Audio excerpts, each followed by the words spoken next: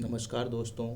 आज हम आपके लिए लाए हैं कक्षा 6 के 11 चैप्टर का सारांश, जिसे पढ़ने के बाद एक तो आपका रिवीजन हो जाएगा और दूसरी तरफ कई सारे नई चीज़ों आपको देखने को मिलेगा। तो चलिए स्टार्ट करते हैं। ये चैप्टर 1 है, जिसमें कि बताया गया है कि हमारे भोजन के प्रमुख जो पोषक तत्व हैं उसमें क्या क्या चीज़ें शामिल रहती है। तो कार्बोहाइड्रेट, प्रोटीन, वसा, विटामिन और खनिज लवण। इसके अतिरिक्त भोजन में आहारी रेशे और जल भी होता है। उसके बाद कार्बोहाइड्रेट तथा वसा हमारे शरीर को मुख्य रूप से ऊर्जा प्रदान करता है। लेकिन अगर हम बात करें कि कार्बोहाइड्रेट और वसा में कौन ज़्यादा ऊर्जा प्रदान करता है, तो वो है वसा। नेक्स्ट है प्रोटीन और खनिज लवण की आवश्यकता हमारे शरीर की वृद्धि और अनुरक्षण के लिए होती है। अनुरक्षण यानी कि शरीर की रक्षा करने के लिए, शरीर की कोशिकाओं की रक्षा के लिए प्रोटीन और उसकी वृद्धि के लिए भी खनिज लवण और प्रोटीन की आवश्यकता पड़ती है। विटामिन हमारे शरीर को रोगों से रक्षा करने में सहायता करता है। आप सुने होंगे कि विटामिन ए की कमी से ये रोग हो जाता है, तो विटामिन बी की कमी से ये। तो विटामिन जो है हमारे शरीर को विभिन्न रोगों से रक्षा प्रदान करने में सहायक होता है। संतुलित आहार में हमारे शरीर के लिए आवश्यक सभी पोषक तत्वों, पर्याप्त रुक्षांश और जल उचित मात्रा में उपस्थित होते हैं। यानी कि संतुलित आहार हम उसे कहते हैं जिसमें सभी पोषक तत्व रहे, रुक्षांश और उचित मात्रा में जल की उपस्थिति हो। हमारे नेक्स्ट है, हमारे आहार में लंबी अवधि तक एक अथवा अधिक पोषक तत्वों की न्यूनता से विशिष्ट रोग अथवा विकार उत्पन्न हो सकते हैं।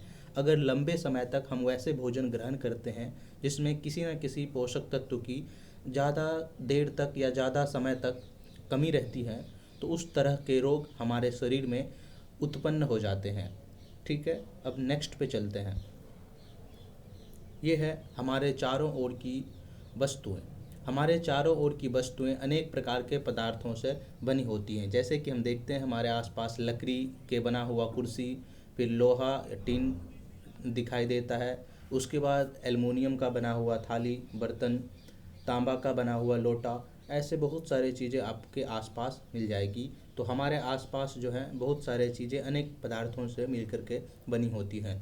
किसी दिए गए पदार्थों का उपयोग बहुत सी वस्तुओं के निर्माण में किया जा सकता है। किसी वस्तु को केवल एक ही पदार्थ से भी बनाना संभव हो सकता है, अथवा उसे विभिन्न प्रकार के पदार्थों से भी मिलकर के बनाया जा सकता है। यानी कि जब हम एक नॉर्मल सा सामान्य आईना बनाते हैं, तो उसमें आपने देखा होगा कि एक प्लास्टिक का यूज होता है और उसके ऊपर शीशा का यूज होता है। फिर उसके हम पेंट करते हैं अंदर में, उसके बाद ये आईना बन के सामने आ जाता है। तो किसी न किसी एक पदार्थ को बनाने के लिए कई सारी चीज़ों का इस्तेमाल करना पड़ता है। और उसी तरह किसी एक पदार्थ को बनाने के लिए एक चीज़ से हम भी बना सकते हैं। जैसे कि अगर हम कुर्सी बनाते हैं तो उसमें बस लकड़ी का ही इस्तेमाल किया जाता है सामान्यतः। विभिन्न प्रकार के पदार्थों के गुण भिन्न भिन्न होते हैं। बिल्कुल सही बात है। लोहा का गुण अलग होता है, लकड़ी का अलग होता है, तांबा का अलग होता है। उसके बाद नेक्स्ट है, पदार्थ दिखावट में चमकदार होते हैं जबकि अन्य नहीं होते हैं। कुछ खुरदरे होते हैं, कुछ चिकने होते हैं। इसी प्रकार कुछ पदार्थ स्पर्श करने पर कठोर लगते हैं तो कुछ अन्य कोमल लगते हैं। ठीक है, नेक्स्ट है, कुछ पदार्थ जल में विलय होते हैं जबकि कुछ पदार्थ जल में अविलय होते हैं। जो विलय हो जाते हैं जैसे कि चीनी, नमक, और जो अविलय होते हैं वो क्या हो सकता है, मिट्टी, बालू इत्यादि। नेक्स्ट है, कुछ पदार्थ जैसे कि कांच पारदर्शी होते हैं तथा कुछ अन्य जैसे कि लकड़ी और धातुएं अपारदर्शी होते हैं। कुछ पदार्थ पारभासी होते हैं। पारभासी उस पदार्थ को कहते हैं जिससे ठीक ठीक ये दिखाई ना दे कि उस पार क्या हो रहा है। जैसे कि एक पेज को हम उसे तेल में डुबो देते हैं और उसके बाद अगर देखते हैं इससे, तो हमें आर पार नहीं दिखाई देता है, साफ साफ धुंधला टाइप से दिखाई देता है। तो इसे हम कहते हैं पारभासी। नेक्स्ट है, पदार्थों को उसके गुणों में समानताओं तथा विभिन्नताओं के आधार पर समूहों में बांटा जाता है, जैसे कि धातु, अधातु, इस टाइप से। नेक्स्ट है कि वस्तुओं को सुविधा तथा उसके गुणों के अध्ययन के लिए एक साथ सामूहिक किया जाता है। बिल्कुल सही बात है। वस्तुओं को या फिर तत्वों को भी हम कह सकते हैं उसके गुण और उसके धर्म के बारे में अध्ययन करने के लिए हम जैसे कि क्या करते हैं, पीरियोडिक टेबल बना देते हैं और उसमें उसके गुण के अकॉर्डिंग उसे अरेंज कर दिया जाता है। ठीक है, चलिए नेक्स्ट है हस्तचयन, हाथ से चुनना, निष्पावन यानी ऊपर से नीचे गिराना, जैसे कि इसमें कंकर है तो वो अलग यहाँ गिर जाएगा और जो इसमें धान या फिर और गेहूँ है वो क्या होता है कि थोड़ा आगे गिरना, या फिर भूसा है उसके साथ अगर अनाज है तो भूसा क्या होता है इधर गिरना हवा के कारण, और अनाज जो है सीधे यहाँ गिरना। तो निष्पावन, चालन, अवसादन, निस्तारण और निस्यंदन मिश्रणों से उसके अवयवों के पृथक्करण की क्या है कुछ विधियां हैं। अनाज से भूसा और पत्थर को क्या कर सकते हैं हम, हस्तचयन द्वारा पृथक किया जा सकता है। भूसा अनाज के भारी बीजों से निष्पावन विधि द्वारा पृथक किया जाता है। ठीक है, नेक्स्ट है किसी मिश्रण के कणों के अमाप में अंतर का उपयोग। अमाप यानी कि उसके डायमेंशन, यानी कि कोई मिश्रण है, इसमें कोई कंकड़ इतना छोटा है, कोई इतना बड़ा, कोई इतना, कोई ऐसे कोई ऐसे, अगर इस तरह से अमाप में अंतर है तो उसे हम क्या करते हैं चालन, चाल देने के बाद उसे क्या करते हैं निस्यंदन प्रक्रियाओं के द्वारा उसे पृथक करते हैं। नेक्स्ट है रेत और जल के मिश्रण में। रेत और जल का मिश्रण है, इसमें रेत के भारी कण क्या होता है तली में बैठ जाते हैं और निस्तारण की विधि द्वारा हम क्या करते हैं, जैसे कि ये हमारा ये है, नीचे में बालू बैठ गया, ऊपर में जल है, तो जल को क्या करते हैं एक दूसरे बर्तन में निकाल लेते हैं, तो इसे हम कहते हैं निस्तारण। तो निस्तारण की विधि के द्वारा जल को क्या किया जा सकता है, पृथक किया जा सकता है। नेक्स्ट है द्रव तथा उसमें अविलय पदार्थों के अवयवों को क्या करते हैं हम निस्यंदन के द्वारा पृथक किया जा सकता है। किसी द्रव को उसी वाष्प में परिवर्तित करने की प्रक्रिया को वाष्पन कहते हैं। वाष्पन की विधि का उपयोग द्रव में घुले ठोस को पृथक करने में किया जा सकता है। जैसे कि ये पानी है और पानी में अगर हम चीनी या फिर नमक घुला दिए हैं और उसे फिर अलग करना है तो वाष्पन की प्रक्रिया के द्वारा हम क्या करेंगे इसे गर्म करेंगे। गर्म करने के बाद पानी निकल जाएगा और इसके अंदर फिर बैठ जाएगा या तो चीनी या फिर नमक जो रहेगा इसमें, तो इसे हम कहते हैं वाष्पन। जिस विलयन में कोई पदार्थ और अधिक ना घुल सके वह उस पदार्थ का संतृप्त विलयन होता है। संतृप्त विलयन कहने का मतलब यह है कि जैसे यहाँ पे हमने इसमें जल लिया और उसमें हमने चीनी को घुलाए जा रहे हैं, एक समय ऐसा आएगा कि चीनी का इसमें घुलना बंद हो जाएगा। उसके बाद क्या होगा कि चीनी वैसे ही उसमें रहेगा। तो जब वो घुलना बंद हो जाए, अधिक ना घुल सके उसमें, तो उस सॉल्यूशन को हम कहेंगे, उस विलयन को हम कहेंगे संतृप्त विलयन। ठीक है, नेक्स्ट है कि किसी पदार्थ के विलयन को गर्म करने पर उसमें और अधिक पदार्थ घोला जा सकता है, लेकिन जब ये संतृप्त हो जाएगा यानी कि और ना घुल सके उसे हम अगर थोड़ा गर्म कर देंगे तो उसके बाद क्या होगा कि और हम चीनी ऊपर से डाल सकते हैं उसके अंदर। यानी कि संतृप्त विलयन को गर्म करने के बाद उसमें और अधिक पदार्थ को हम घोल सकते हैं। नेक्स्ट है कि जल विलय पदार्थों की विभिन्न मात्राएं घोल सकता है। यानी कि जल के अंदर अगर हम नमक घोल रहे हैं तो उसका अलग अनुपात घुलेगा उसके अंदर। उसी तरह से अगर चीनी घोल रहे हैं तो हो सकता है कि चीनी ज़्यादा मात्रा में घुले, नमक कम मात्रा में घुले, ऐसे हो सकता है। उसके नेक्स्ट है सामान्यतः पौधों का वर्गीकरण उसकी ऊंचाई, तने और शाखाओं के आधार पर शाक, झाड़ी और वृक्ष में किया जाता है। यानी कि पौधे जो हैं उसको 3 भागों में रखा गया है, एक शाक, दूसरा झाड़ी और तीसरा वृक्ष। शाक वो होते हैं जैसे पालक, झाड़ी हम कहते हैं जैसे मेहंदी का पौधा हो गया, और वृक्ष पीपल का पौधा। तो इस तरह से पौधों को 3 वर्गों में उनकी ऊंचाई के अनुसार, उसके तना के अनुसार, शाखा के अनुसार क्या किया गया है, बांटा गया है। तने पर पत्तियां, पुष्प और फल होता है। तो फल, पुष्प और पत्तियां कहाँ होते हैं, तने पे होते हैं। सामान्यतः क्या होता है, पानी में पर्ण, वृत्त और फलक होते हैं। पत्ती में सिराओं का प्रतिरूप सिरा विन्यास कहलाता है। यानी कि एक पत्ती है उसके अंदर ऐसे रहता है तो ये क्या कहलाता है, सिरा विन्यास कहलाता है।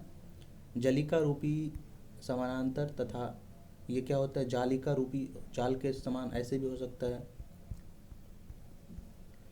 और समानांतर भी हो सकता है एक दूसरे के पैरेलल, ऐसे जैसे। ठीक है, चलिए नेक्स्ट है कि पत्तियां वाष्प उत्सर्जन क्रिया के द्वारा जलवाष्प को वायु में निष्कासित करती हैं। तो बिल्कुल सही है कि पत्तियां क्या करती हैं, वाष्प उत्सर्जन के द्वारा जल की मात्रा को वायु के अंदर निष्कासित करती है, छोड़ती है। उसी तरह से हरी पत्तियां सूर्य के प्रकाश की उपस्थिति में वायु और जल से प्रकाश संश्लेषण क्रिया के द्वारा क्या करती है, भोजन बनाती हैं। नेक्स्ट है जड़ें मिट्टी से जल और खनिज पदार्थों का अवशोषण करती हैं तथा पौधों को मिट्टी में दृढ़ता से जमाए रखती हैं। जड़ का काम क्या रहता है, एक तो जल और खनिज लवण को अवशोषण करना मिट्टी से, और दूसरा पौधों को मिट्टी से जकड़ के रखना, पकड़ के रखना। नेक्स्ट है जड़ें मुख्यतः दो प्रकार की होती है, एक मूसला जड़ और दूसरा रेशेदार जड़। जालिका रूपी शिरा विन्यास युक्त पत्तियों वाले पौधों की जड़ें मूसला जड़ें होती हैं, यानी कि जिसकी पत्तियां जालिका रूपी विन्यास होती हैं, ऐसे उसके जो जड़ होते हैं वो मूसला जड़ होते हैं, जबकि समानांतर शिरा विन्यास युक्त वाले जो पत्ती होते हैं उसके जड़ क्या होते हैं, रेशेदार होते हैं। नेक्स्ट है कि तने द्वारा जड़ों से पत्तियों को जल और पत्तियों से भोजन पौधों की अन्य भागों तक पहुंचता है, यानी कि तने के माध्यम से जल और पत्तियों से भोजन पौधों के अन्य भागों में पहुंचता है। पुष्प के विभिन्न भाग होते हैं, वाहिदल, पंखुड़ी, पुंकेसर और स्त्रीकेसर। नेक्स्ट चैप्टर है, इसमें हम लोग डिस्कस करेंगे अस्थि एवं उपास्थि क्या है। ये मानव कंकाल मिल करके बनाते हैं, अस्थि और उपास्थि ये मिल करके मानव कंकाल बनाते हैं। यह शरीर का पिंजर बनाता है और इसे एक आकृति भी देता है। कंकाल चलने में सहायता करता है और आंतरिक अंगों की क्या करता है, सुरक्षा।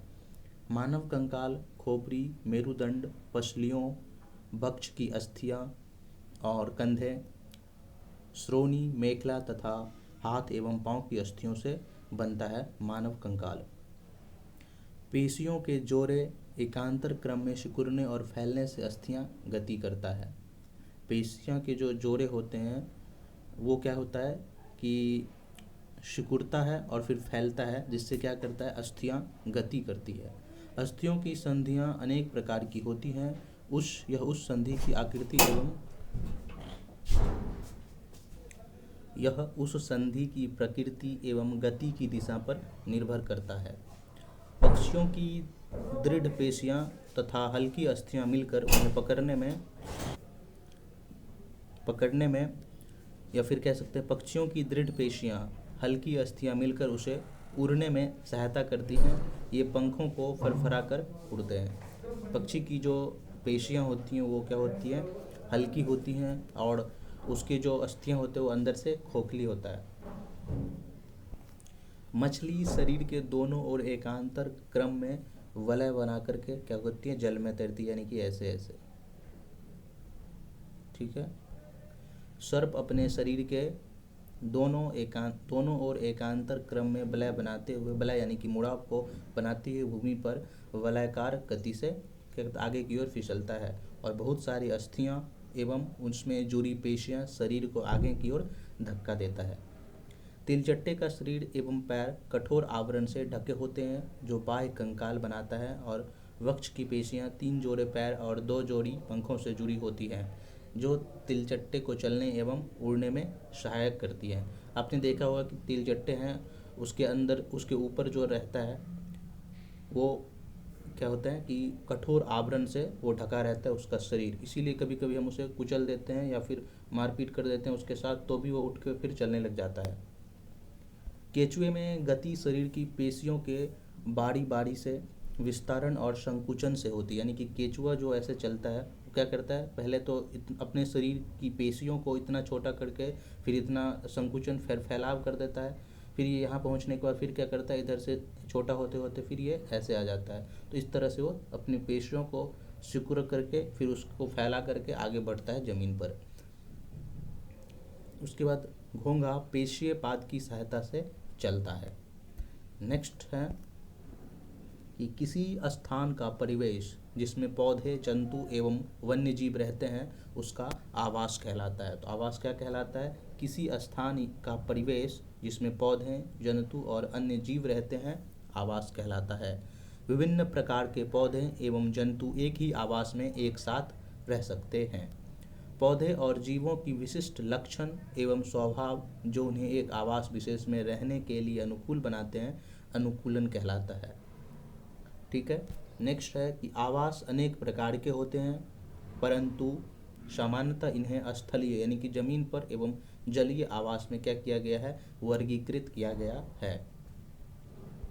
नेक्स्ट है कि विभिन्न आवास में सजीवों की विविध प्रजातियां पाई जाती हैं। जैसे अगर हम जल की बात करें तो जल के अंदर क्या होता है? जलीय आवास हो सकता है और उसमें मछलियां भी होती है, उसके बाद घोंघा भी हो सकता है और कई सारी ये सांप हो सकते हैं उसके अंदर, और कई प्रजाति के मछलियां हो सकती है। उसके बाद कीड़े मकोड़े छोटे छोटे हो सकते हैं। तो वो जो आवास है उसमें सजीव की विविध प्रजातियां पाई जाती हैं। पौधे, जंतु और सूक्ष्म जीव संयुक्त रूप से क्या कहलाते हैं? जैव घटक कहलाते हैं। ठीक है। पौधे, जंतु और सूक्ष्म जीव। नेक्स्ट है चट्टान, मिट्टी, वायु, जल, प्रकाश एवं ताप हमारे परिवेश के क्या है? अजैव घटक कहलाते हैं। चट्टान, मिट्टी, वायु, जल, प्रकाश और ताप। सजीव वस्तुओं के कुछ सामान्य लक्षण होते हैं, जैसे कि उन्हें भोजन की आवश्यकता होती है, वे श्वसन कर सकते हैं, उत्सर्जन करते हैं, पर्यावरण के प्रति अनुक्रिया करते हैं, उसका प्रजनन करते हैं, वृद्धि और गति करते हैं। ये क्या है? सजीव के लक्षण हैं। नेक्स्ट है एक स्थान से दूसरे स्थान तक जाने के लिए परिवहन के विभिन्न साधनों का उपयोग किया जाता है। सही बात है। पहले टमटम से लोग जाता था, अब रेलगाड़ी से जाता है। तो समय के साथ साथ क्या होते हैं? साधनों के उपयोग में भी परिवर्तन आता है और विभिन्न साधनों का हम लोग उपयोग कर चुके हैं। प्राचीन काल में लोग पैर की लंबाई, अंगुली की चौड़ाई, एक कदम की दूरी आदि का उपयोग मापन के मात्रक के रूप में करते थे। इसमें उलझनें होती थी और इसीलिए किसी एक समान माप प्रणाली को विकसित करने की आवश्यकता हुई। अगर कोई पैर की उंगली से नाप रहा है तो किसी का इतना छोटा उंगली है, किसी का इतना ही है, तो इससे क्या हो सकता है कि समस्या आ सकती है। तो इसीलिए एक विकसित प्रणाली को विकसित करने की आवश्यकता हुई। अब हम मात्रकों को अंतर्राष्ट्रीय प्रणाली यानी कि एसआई मात्रक के उपयोग में लाते हैं और इसे समस्त संसार ने मिलकर के मान्यता प्राप्त है। एसआई मात्रकों में लंबाई का मात्रक मीटर होता है।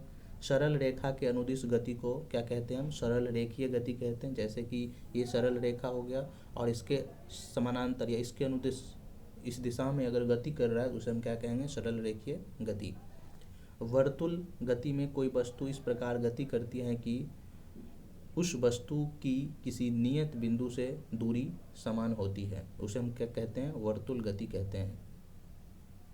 ऐसी गति जो एक निश्चित समय अंतराल के पश्चात दोहराती है उसे हम क्या कहते हैं? आवृत्ति गति कहते हैं। जैसे घड़ी का ये वाला डंडा जो ऐसे ऐसे ऐसे ऐसे होता रहता है। नेक्स्ट है अपारदर्शी वस्तुएं। अपारदर्शी वस्तुएं प्रकाश को अपने में से होकर नहीं जाने देती हैं। क्यों? क्योंकि प्रकाश उससे आर पार नहीं जाता है, क्योंकि उसके जो कण होते हैं वो जो पदार्थ बनता है जिससे बना रहता है वो क्या रहता है? एक दूसरे के काफ़ी नज़दीक, उसके जो अणु रहते हैं एक दूसरे के काफ़ी नज़दीक टाइटली बॉन्ड रहते हैं, जिसके कारण प्रकाश क्या होता है? उससे आर पार नहीं जा पाता। जैसे कि लकड़ी हो गया, लोहा हो गया इत्यादि। पारदर्शी वस्तुएं प्रकाश को अपने से होकर जाने देती हैं तथा हम इसके दूसरी ओर रखी गई वस्तु को हम स्पष्ट देख सकते हैं। पारभासी वस्तुएं प्रकाश के कुछ ही भागों को क्या करता है? अपने से होकर जाने देती है। जब प्रकाश के पथ में कोई अपारदर्शी वस्तु आ जाती है तो क्या बनता है? छाया, यानी कि छाया किससे बनता है? अपारदर्शी वस्तु को आ जाने से प्रकाश के सामने। ठीक है, नेक्स्ट है, साधारण सामग्री से सूची छिद्र कैमरा बनाया जा सकता है तथा इसके उपयोग सूर्य और दीप्त वस्तुओं के प्रतिबिंब को देखने के लिए किया जा सकता है। सरल प्रकाश सरल रेखा में गमन करता है, सही बात है, प्रकाश सरल रेखा में गमन करता है। दर्पण परावर्तन से हमें स्पष्ट प्रतिबिंब प्राप्त होते हैं। दर्पण में हमारी जो इमेज बनती है दर्पण के सामने, वो किस तरह से, दर्पण में क्या होता है, रिफ्लेक्शन आता है, यानी कि वो हमारा कह सकते हैं कि इमेज है, और वो ये इस दर्पण में बन पाता है।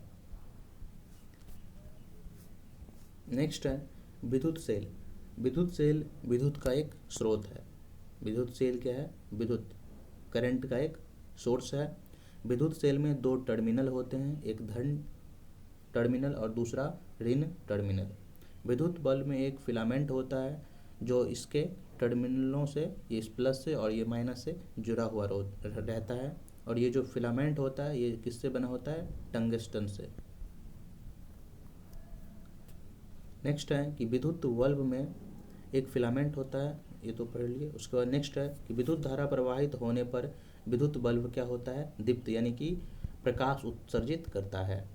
बंद विद्युत परिपथ में विद्युत धारा विद्युत सेल के एक टर्मिनल से दूसरे टर्मिनल तक प्रवाहित होता है। अगर विद्युत, यानी कि ये बैटरी हो गया, ये पॉजिटिव ये नेगेटिव, इधर से निकलने के बाद ये बल्ब है, इसमें ये तब जलेगा जब इसके अंदर, यानी कि यहाँ से परिपथ कंप्लीट हो, यानी कि क्लोज्ड परिपथ हो, तब ये बल्ब जलेगा। नेक्स्ट है स्विच एक सरल युक्ति है जो विद्युत धारा के प्रवाह को रोकने एवं प्रारंभ करने के लिए परिपथ को क्या करता है? या तो तोड़ता है या फिर जोड़ता है। जिन पदार्थों से होकर विद्युत धारा प्रवाहित हो सकती हैं वे विद्युत चालक कहलाते हैं, जिसे हम कंडक्टर कहते हैं। और जिन पदार्थों से होकर विद्युत धारा नहीं प्रभावित हो सकती उसे हम विद्युत रोधक कहते हैं, यानी कि इंसुलेटर कहते हैं। ऐसे कि लकड़ी हो गया, मिट्टी हो सकता है, शुद्ध पानी हो सकता है, ये विद्युत रोधक कहलाते हैं। और विद्युत चालक क्या कहलाएंगे? लोहा, एल्युमिनियम, मनुष्य का शरीर, ये सारे विद्युत चालक कहलाते हैं। उसके बाद नेक्स्ट है मैग्नेटाइट एक प्राकृतिक चुंबक है। मैग्नेटाइट क्या है? एक प्राकृतिक चुंबक है। चुंबक लोहा, निकेल, कोबाल्ट जैसे कुछ पदार्थों को आकर्षित करता है और ऐसे पदार्थों को चुंबकीय पदार्थ कहते हैं, यानी कि वैसे पदार्थ जो चुंबक के प्रति आकर्षित हो जाता है उसे चुंबकीय पदार्थ कहते हैं।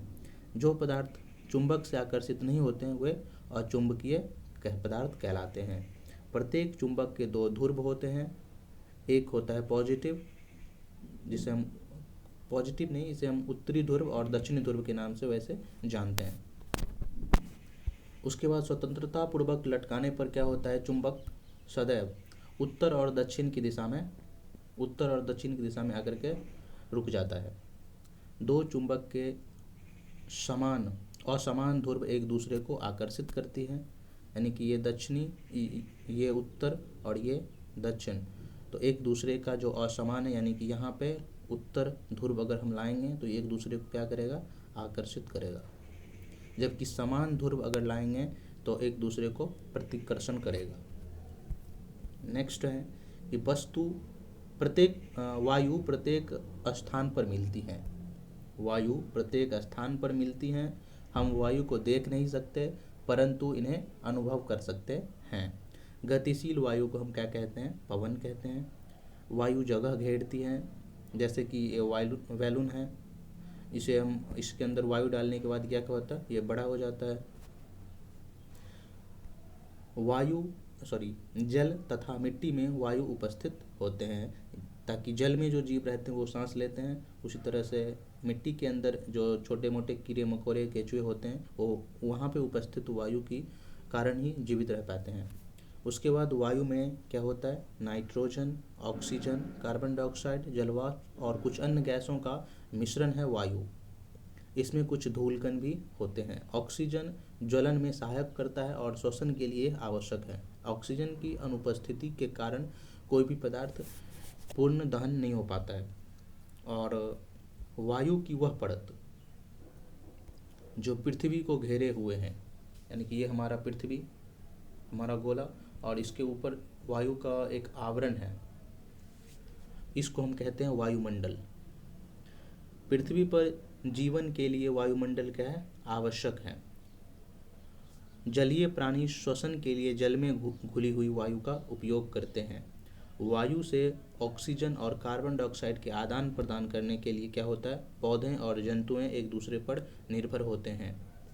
जैसे कि आपको पता होगा कि पौधे भी श्वसन के लिए ऑक्सीजन लेता है, लेकिन जब वो भोजन बनाता है, सूर्य की रोशनी से लेकर के जड़ से खनिज लवण, पानी, ये सब लेने के बाद ये क्या निकालता है? O2, यानी कि ऑक्सीजन, और इसके बदले में ये क्या करता है? हम लोग जो कार्बन डाइऑक्साइड निकालते हैं, CO2, वो ये लेता है। तो इस तरह से क्या होता है कि ऑक्सीजन और कार्बन डाइऑक्साइड का आदान प्रदान पौधे और जंतु एक दूसरे पर निर्भर होकर के करते हैं। तो यहाँ तक क्लास 6 के सारे चैप्टर का सारांश कंप्लीट होता है। आशा है कि आप लोगों को समझ में आया होगा। यहाँ तक बने रहने के लिए बहुत बहुत धन्यवाद।